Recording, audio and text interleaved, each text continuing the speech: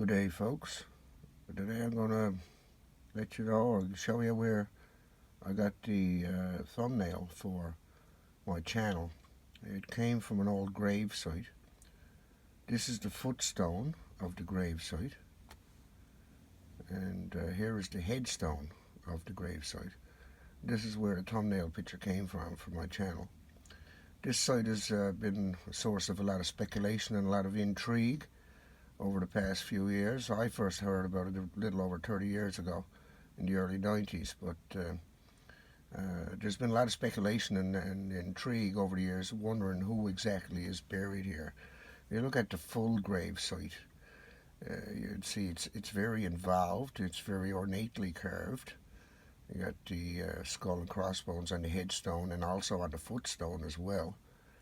Plus there's a cherub with wings and two lambs lying down on crosses. And there's 5 pieces altogether, 4 here plus the footstone, like I say. And the footstone is right here. And that also has the skull and crossbones. The way it's broken and cracked leads me to believe that it was all standing at some point in time, and eventually crumbled over weather and so on, and looks like this pretty much today. Although I haven't visited this site in a couple of years, I would imagine that it hasn't changed that much. This is in a cemetery on Bennett's Lane in Harbour Grace, and it has been declared a National Historic Site. So it's a pretty interesting place to visit and see for yourself. But this is where the thumbnail for my channel came from, this particular picture here. Now, there's been a lot of speculation over the years, and a lot of people think that there's maybe a pirate buried here because of the skull and crossbones. However, I don't believe that is the case, and I read various other stories on who people think that may be there. There's no inscription on this site relating to of any names or any dates, any numbers, or any symbolic type writings or anything at all like that. It's just these images. Now, once again, there's been led to a lot of speculation. A lot of people believe that there may be a pirate buried there or whatever. One story I read recently claimed there was a small child buried there because of they were gleaning this information because of the cherub on there. I don't think that that's right, because I've seen a lot of children's graves in cemeteries, and they're generally very, very, very small in comparison to adult graves. Another thing you got to think about too is in those days, this is in the 1800s, the early 1800s, people didn't have much money. A lot of people did not have money for headstones, for monuments. And this is about the most ornate and the most expansive monument in this entire cemetery. So it was somebody who was well-to-do, somebody who was influence and affluence, somebody could afford this type of monument. In a lot of old cemeteries here in Newfoundland, you'll find that the graves have just been marked with a flat rock, because all people could afford was a flat rock that they picked up on the beach somewhere.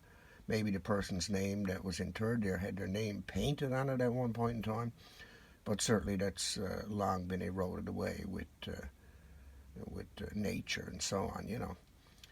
But I got a different belief. I don't think this is a pirate here, and I don't believe it's a child. I do believe that there's a man buried here who came from Italy, Francisco Ferrarese, and he was a surgeon from Italy, and he may have been part of a fraternal organization known as the Knights Hospitaller. Some of you may have heard of the Knights Templar, but there was also a group known as the Knights Hospitaller, who was a fraternal group of doctors who administered to the sick and injured, and they did originate out of Italy. So there's a few things there that point to that direction. I'll show you something else I found from my research. It's the old RC Cemetery, Bennett's Lane in Harbour Grace. Now, this is a record on Newfoundland's Grand Banks. It's there for everybody to look at. This is a record of who is buried here. And although Mr. Ferrarese's name cannot be found on any gravestone that's there, because they did a survey and they got all that as there as well on the survey of who it's there. Francis Xavier Ferrarese and his wife Mary, she died as well, but she died 10 years later. He died January 1st, 1801. She died sometime in 1811, according to the records. He was only 68, but if you come right over to the end, you'll see. Surgeon at Carbonear, native of Italy, actual name Francisco Ferrarese. Family name later changed to Ferrer, and I do believe there's people even in that area today with that last name. But in any event, that's who I believe is buried there in that grave. It's a surgeon from Italy. He's not a pirate.